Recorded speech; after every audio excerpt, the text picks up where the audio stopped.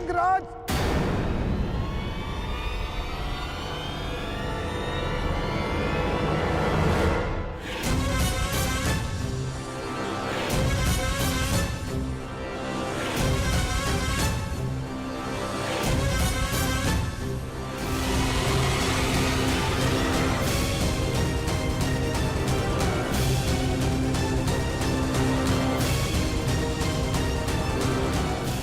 रक्षा करो अंगराज, रक्षा करो। मैं आपका सारथी हूं, मेरी रक्षा करना आपका कर्तव्य है अंगराज। रक्षा करो अंगराज, ये सर्प मेरे प्राण ले लेगा अंगराज। अंगराज सहायता करो अंगराज, अंगराज, अंगराज।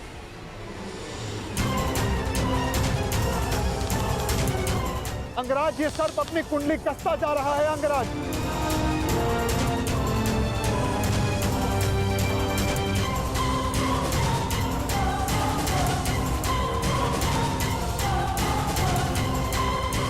अंगराज सहायता।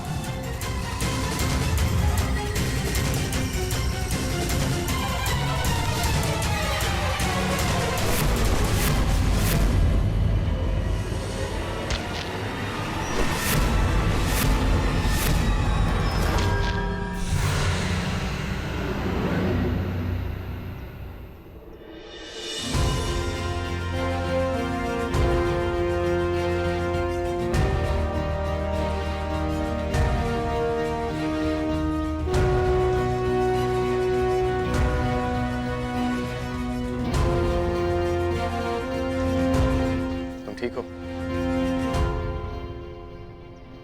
तो चलें। जलधारा के जीवों को नहीं मारा, परंतु इस सर्प का वध कर दिया। क्यों? तुम जीवित रहना नहीं चाहते क्या? निस्संदेह, परंतु वो सर्प भी जीवित रहना चाहता होगा अंगराज। मेरा तात्पर्य ये है, अभी कुछ ही देर पहले रक्तपात से बचने वाले, शांति और अहिंसा का समर्थक होने वाले अंगराज इस समय भिन्न व्यवहार क्यों किया? क्यों उस सर्प का वध कर दिया? क्यों अशांति की? क्योंकि परिस्थितियां भिन्न थीं। हाँ, मैंने उस सर्प को मारा क्योंकि उसने तुम पर आक्रमण किया। शांति भंग उस सर्प ने की, मैंने नहीं।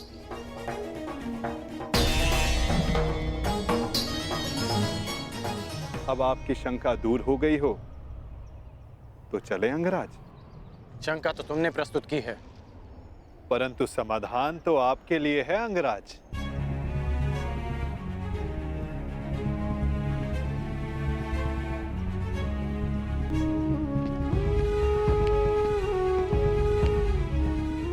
वास्तविक शांति और मिथ्या शांति में अंतर कर पाने की योग्यता, दृष्टिगत से परे देख सकने की क्षमता जो तुम में है, वो हर मनुष्य में नहीं होती।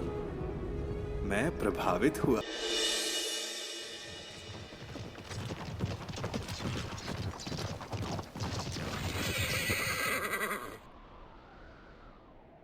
ये अचानक रथ क्यों रोक दिया? निद्रा का अनुभव हो रहा है अंगराज। तो यहाँ मेरे स्थान पर आने का कष्ट कीजिए, रथ मैं स्वयं चला लूंगा। मैंने कहा कि निद्रा का अनुभव हो रहा है, ये नहीं कि सोना है। हाँ, तनिक कुछ खा लूंगा तो स्फूर्ति अवश्य आ जाएगी।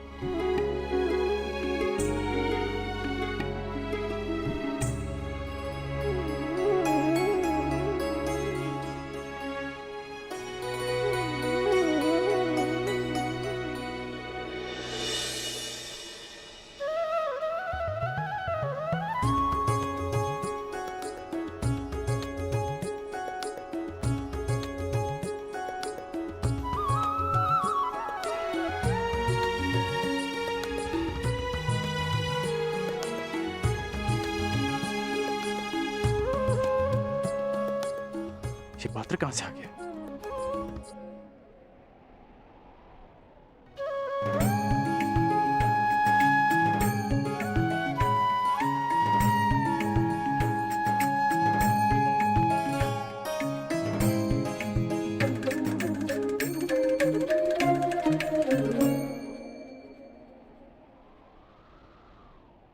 आपके मन का ये प्रश्न भी मैंने पढ़ लिया अंगराज। यात्रा कितनी लंबी होने वाली है ये यात्री कहाँ जानता है। इसीलिए ऐसे समय के लिए ये माखन मैं हमेशा अपने साथ रखता हूँ। ये मुझे ऊर्जा और स्फूर्ति देता है और साथ साथ मन भी सचेत रखता है। खाओगे? खा लो। ठीक है, तुम इतना कह रहे हो तो खा लेता।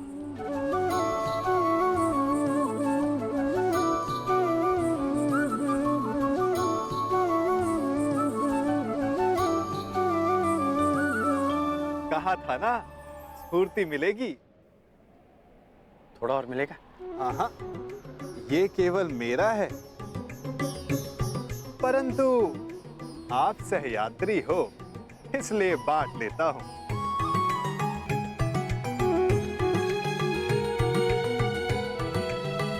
कभी सुना है आपने कि माखन और दूध में शत्रुता हुई है? इस बात का क्या तात्पर्य है मैं समझा नहीं। क्या पूछना चाहते हो? यही कि वासुदेव कृष्ण से युद्ध करने क्यों जा रहे हो? यही कि वासुदेव कृष्ण से युद्ध करने क्यों जा रहे हो? जबकि समान गुण वालों को मित्र होना चाहिए। अच्छा, हम दोनों में क्या समानता है बताओ?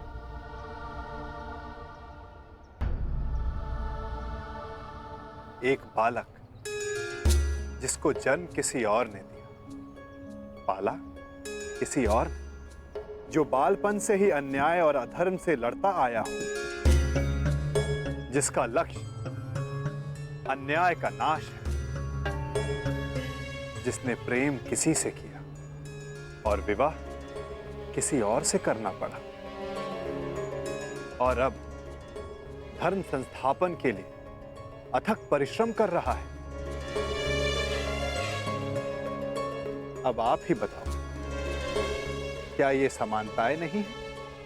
कुछ असमानताएं भी हैं हमारे बीच। कैसी असमानताएं अंगराज? कृष्ण को जन्म किसी और ने दिया और पाला किसी और ने, परंतु मुझे मेरे सगे माता पिता ने पाला है। निसंदेह, परंतु लक्ष्य दोनों का समान है। इसीलिए इस यात्रा में एक दूसरे का सहायक होना चाहिए, विरोधी नहीं। कदाचित हम दोनों एक ही पक्ष में होते हैं। यदि मैं जरासंध को वचन नहीं देता कि मैं कृष्ण के विरुद्ध उनकी सहायता करूंगा। युद्ध में सम्मिलित होने का वचन दिया है या कृष्ण के विरुद्ध युद्ध करने का अंगराज? मैं समझा नहीं।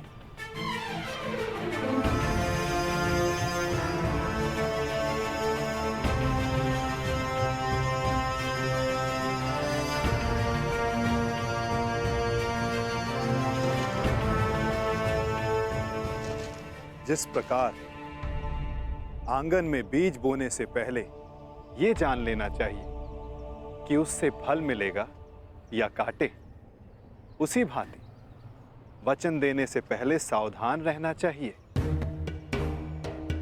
वचन ऐसा अश्व है जिसे समझ की रस्सी से ना बांधा जाए तो अनियंत्रित होकर अपने सवार को हानि पहुंचा सकता है।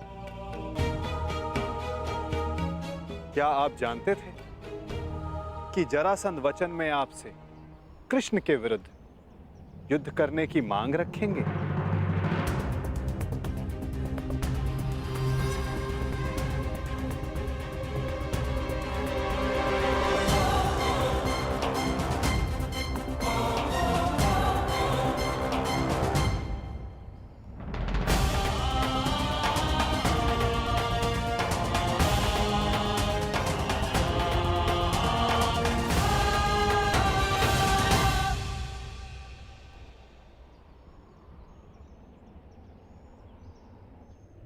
मैंने अपना कार्य पूरा किया अंगराज।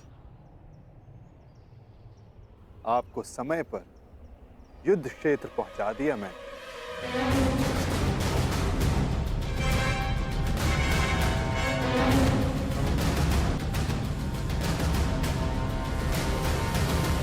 आवश्यक भी था, क्योंकि हम दोनों के यहां आने से पूर्व युद्ध प्रारंभ नहीं हो सकता था। तो आपको लगता है कि जरासंध आपके बिना युद्ध नहीं करेगा? मेरे बिना जरासंध युद्ध प्रारंभ कर सकता है,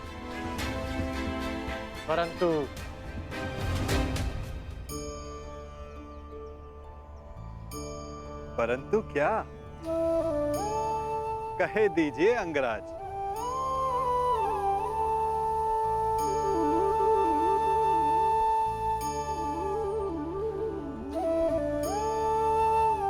कहने की आवश्यकता नहीं, सारथी हैं आप, सचेत भी हैं, तो अपने रथी का मन पढ़ लीजिए। सारथी का कार्य पूर्ण हुआ, परंतु रथी की तीसरी परीक्षा अभी शेष है।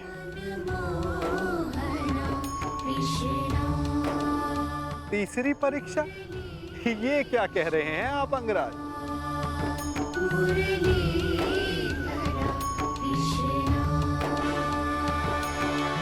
वही जो आप ना समझने का अभिनय कर रहे हैं।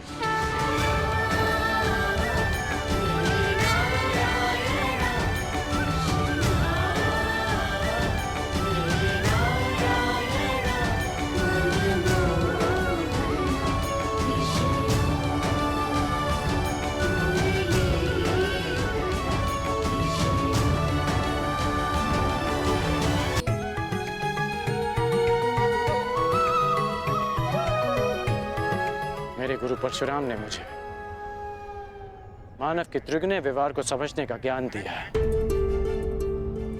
मानव का व्यक्तित्व राज, सत्व और तम गुणों के संतुलन से बनता है।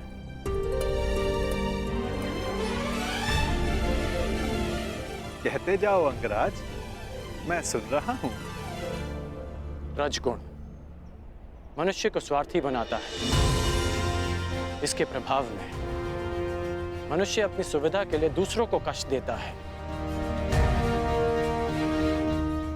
इसलिए मेरी पहली परीक्षा में लक्ष्य प्राप्त करने के लिए मुझे जल जीवों का नाश करना था। परंतु तुम रजगुण के प्रभाव को संतुलित करने में समर्थ रहे। और दूसरा गुण है सत्व गुण, जो मनुष्य को पवित्र बनाता है। उसमें दया, प्रेम जैसे गुणों का संचार करता है। परंतु उस पर नियंत्रण ना रखा जाए तो ये भले बुरे में अंतर करने की मति हर लेता है। मनुष्य को हर ओर अच्छाई दिखती है, वो आभासी शांति को सत्य समझ लेता है और बुराई का अंत नहीं कर पाता।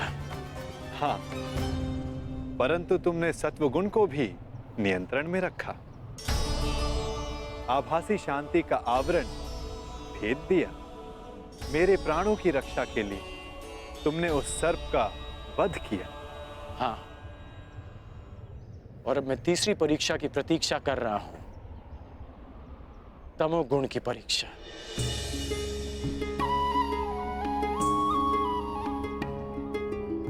उत्तम, परंतु ये किसने कहा कि तम गुण की परीक्षा अभी चल नहीं रही है?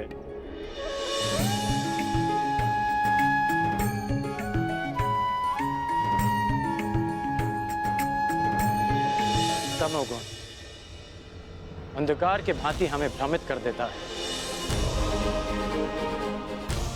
ठीक कहा आपने कि तमोगुण की परीक्षा इस यात्रा के साथ ही प्रारंभ हो गई थी। इस यात्रा के प्रारंभ में ही मेरे सामने एक भ्रम का, एक माया का आवरण बनाया गया। परीक्षा ये थी कि मैं इस आवरण के पार देख पाऊंगा या नहीं। अति सुंदर। तो कुछ देख पाए अंगराज?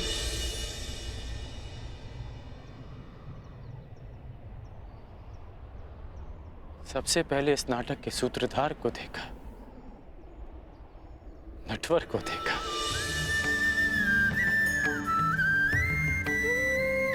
फिर उसे भी देखा जिसकी मुरली की धुन पर पूरी प्रकृति नाच उठती है। मुरलीधर को देखा, फिर उसे देखा जो जीवन से ज्ञान उस भांति मत लेता है जैसे दूध में से माखन। माखन चोर को देखा,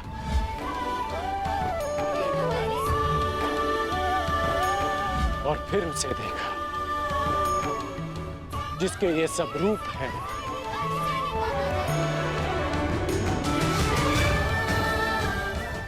वासुदेव। मैंने वासुदेव को देखा।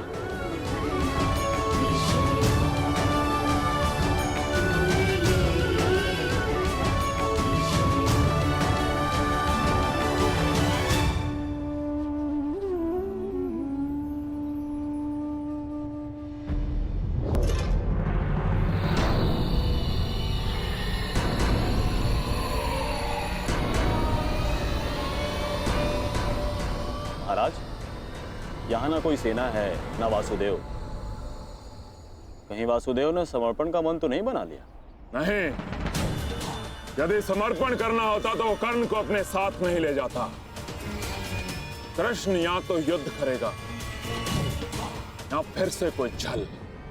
यही जानना चाहता था कर्ण कि तीनों गुणों के प्रभाव को नियंत्रित कर सकने की क्षमता तुम में है या नहीं।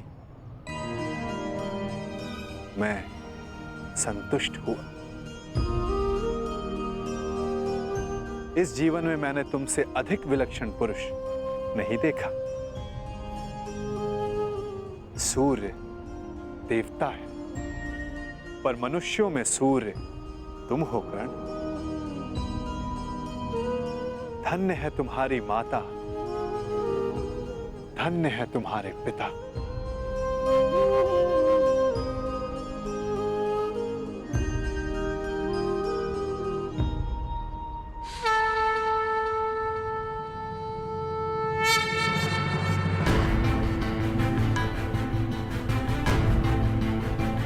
युद्ध की पुकार आ गई है कर्ण। मुझे जाना होगा। युद्ध में सम्मिलित होने का वचन तुम पूरा कर चुके हो। अब यह तुम्हारा निर्णय है कि तुम मुझसे युद्ध करोगे या मेरे पक्ष में रहोगे। जो भी निर्णय लेना सोच समझ कर लेना कर, क्योंकि आज का लिया गया निर्णय भविष्य का निर्धारण करेगा।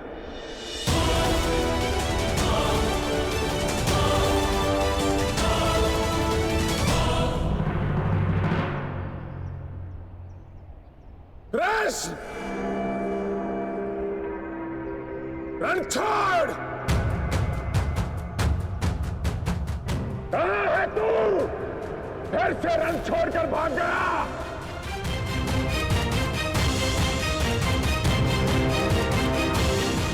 देख रहे हो, सबके समक्ष खड़ा हूं मैं, फिर भी सब मुझे ढूंढ रहे हैं, पुकार रहे हैं।